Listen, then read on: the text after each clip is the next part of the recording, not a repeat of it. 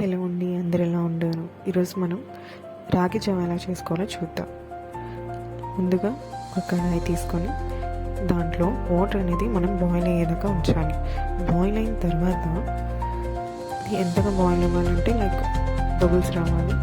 ఆ బాయిల్ అయిన తర్వాత మనం 1 గ్లాస్ ఆఫ్ మిల్క్ అనేది ఆల్రెడీ మనం పక్కన పెట్టుకొని ఉంటాం. ఇప్పుడు ఒక కప్ తీసుకొని కప్లో 1 గ్లాస్ ఆఫ్ వాటర్, 1 స్పూన్ రాగి పౌడర్ అనేది వేసి బాగా మిక్స్ చేసుకోండి. అంటే ఎటువంటి గడ్డల్లాగా లేకుండా స్మూత్గా అయ్యేదాకా మిక్స్ చేసుకోవాలి. మిక్స్ చేసుకున్న తర్వాత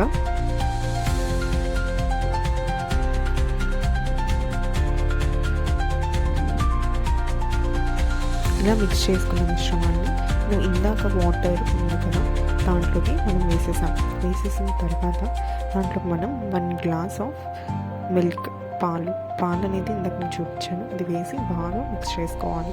మిక్స్ చేసుకున్న తర్వాత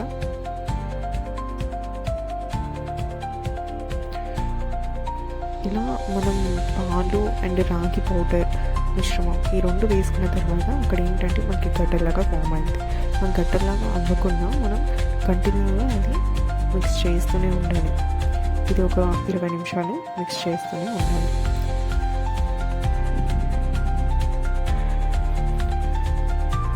ఇలా మిక్స్ చేసుకున్న దాంట్లో మనం స్వీట్నెస్ కోసం 1 స్పూన్ ఆఫ్ జాగ్రీ పౌడర్ అనేది వేస్తున్నాను. మీకు ఒకవేళ బెల్లం పౌడర్ వద్దనుకుంటే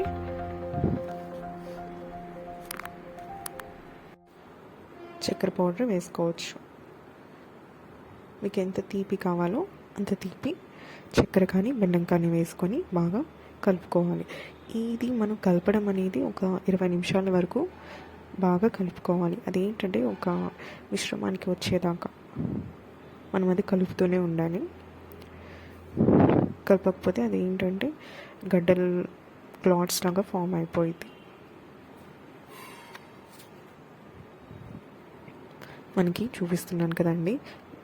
ఇలాంటి మిశ్రమం కన్నా ఇంకా కొద్దిగా గట్టిగా అయిన వెంటనే తీసి మనం సర్వ్ చేసుకుందాం. కొద్దిగా ఆల్మండ్స్, మీ దగ్గర ఏమైనా డ్రై ఫ్రూట్స్ ఉంటే అవి కూడా వేసుకొని సర్వ్ చేసుకోండి. చాలా అంటే చాలా హెల్తీ రాగి జావా అనేది తయారైపోయిందండి. ఇది పెద్దవారికి కానీ చిన్నపిల్లలకి కానీ పెడితే వాళ్ళకి హెల్తీతో పాటు మంచి టేస్ట్ కూడా ఉంటుంది. సో ఒక్కసారి ట్రై చేయండి.